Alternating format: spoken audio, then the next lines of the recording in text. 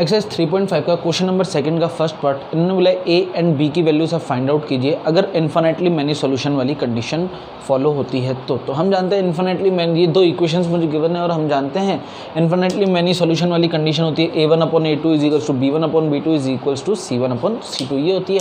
तो देखते हैं, ये इक्वेशन फर्स्ट है, ये इक्वेशन सेकेंड है। a1/a2 यानी 2/a minus B is equals to b1/b2 a plus B, c1 7/3a plus b minus 2।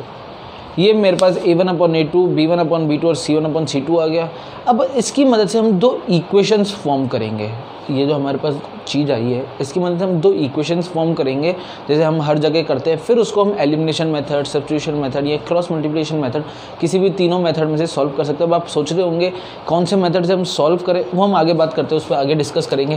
तो आप देख सकते हैं ये वाला जो पार्ट है b1/b2 ये इसके भी इक्वल है और ये वाला पार्ट इसके भी इक्वल है। तो मैं इसको यूँ लिख लेता हूँ 2/a minus B is equal to 3/a plus B and 3/a plus B is equal to 7/3a plus B minus 2। ये यूँ लिख लिया। अब आगे सॉल्व कर लेते हैं। इसमें से अगर हम क्रॉस मल्टीप्लाई करें, क्योंकि इक्वेशन बनानी है, तो ये हो गया 2a plus 2b is equal to 3a minus 3b and ये हम साथ में बाद में सॉल्व कर लेते हैं या साथ साथ में कर ही लेते हैं। तो ये हो गया, इसको जब इस पूरे पार्ट को इससे मल्टीप्लाई करेंगे, इसमें भी क्रॉस मल्टीप्लाई करेंगे, मुझे इक्वेशन बनानी है। तो 9a plus 3b minus 6 is equal to 7a plus 7b। ये सारी चीज़ें राइट हैंड साइड पर, इसको लेफ्ट हैंड साइड पर ले जाते हैं तो 2a। या एक काम करते हैं और भी हम एक अच्छी चीज़ कर सकते हैं, इन सबको उधर ले जाते हैं क्योंकि सही रहेगा। ये हो गया 3a minus 3b minus 2a minus 2b and इसको पहले सॉल्व कर लेते हैं। तो ये हो गया 1a 3b minus 3b minus 2b minus 5b is equals to 0। एक इक्वेशन ये बन गई और दूसरी इक्वेशन यहाँ से बना लेते हैं। ये 9a है, 9a plus 3b minus 6 as it is लिख लिया। ये सारी चीज़ों को उस तरफ ले जाएंगे तो साइन चेंज हो जाएंगे, ये साइन चेंज हो गए। तो 9a में से 7a गए तो बचा 2a, 3b माइनस 7b कितना बचा माइनस का 4b और माइनस 6 इज इक्वल्स टू 0। ये मेरी इक्वेशन नंबर थर्ड हो गई, ये मेरी इक्वेशन नंबर फोर्थ हो गई। ये मेरे पास दो pair of linear equation in 2 variables आ चुकी है। अब इसके आगे हम या तो सब्स्टिट्यूशन मेथड लगाएं या एलिमिनेशन मेथड लगाएं या क्रॉस मल्टीप्लिकेशन मेथड लगाएं, कोई भी लगा सकते हैं। अब आप सोच रहे होंगे सर ये एक्सरसाइज तो क्रॉस मल्टीप्लिकेशन मेथड पे है, तो हम क्रॉस मल्टीप्लिकेशन मेथड क्यों नहीं लगा रहे?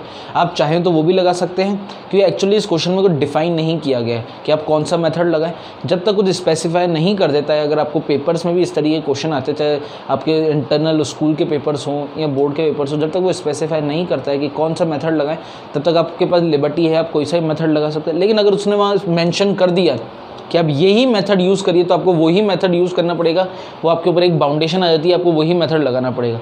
हमारे पास इस क्वेश्चन में कोई भी बाउंडेशन नहीं है, मुझे a और b की वैल्यू निकालनी है।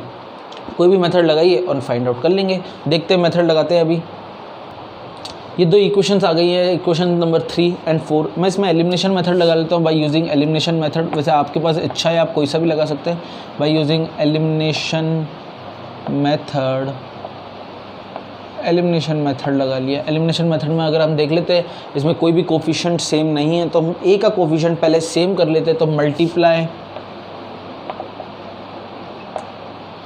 इक्वेशन 3 बाय 2, इक्वेशन 3 को 2 से मल्टीप्लाई कर लेते हैं तो क्या बन गई 2a minus 10b is equal to 0। ये मेरी equation number 5।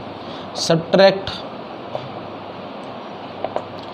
Equation 4 from 5। Equation 4 को इक्वेशन 5 में से क्या कर रहे हैं, सब्ट्रैक्ट कर रहे हैं। इक्वेशन 5 ये है इज इक्वल टू 0, ये है 2a minus 4b is equal to 6। Sign बदल गए, सॉल्व कर लेते हैं। ये तो कैंसिल आउट हो गया, माइनस 10b ये minus 6b is equal to minus का 6, माइनस से माइनस कैंसिल आउट, b की वैल्यू कितनी आ गई 1। अब मेरे पास b की वैल्यू आ चुकी है। किसी भी एक इक्वेशन में उठा के रख लीजिए, आपके पास a की वैल्यू आ जाएगी। चाहे 1 में या 2 में रखना चाहे तो भी अच्छा है, लेकिन मैं ये सजेशन दूंगा आप इनमें से किसी में रखिए, कि 1 और 2 बहुत अलग सी इक्वेशन है, ये बहुत ईजी इक्वेशन है उसके कंपेरिजन में। तो मैं इक्वेशन नंबर 3 में रख रहा हूँ, put the value of b in equation 3। Equation 3 में रख ली, a minus 5 is equals to 0, a is equals to 5। Minus का 5 था उधर आ गया, और बी की वैल्यू कितनी आ गई बार, यही मेरा आंसर था। इन्होंने बोला अगर इन्फिनिट, ये थोड़ा सा वैसे ये क्वेश्चन थोड़ा सा इंपॉर्टेंट है, मैं यहाँ लिख भी देता हूँ इंपॉर्टेंट, क्योंकि ये 2008 के CBSE बोर्ड में आ चुका है। 2008 के बोर्ड के पेपर में ये क्वेश्चन आ चुका है, तो थोड़ा सा इंपॉर्टेंट है, आप लोग कर लीजिए।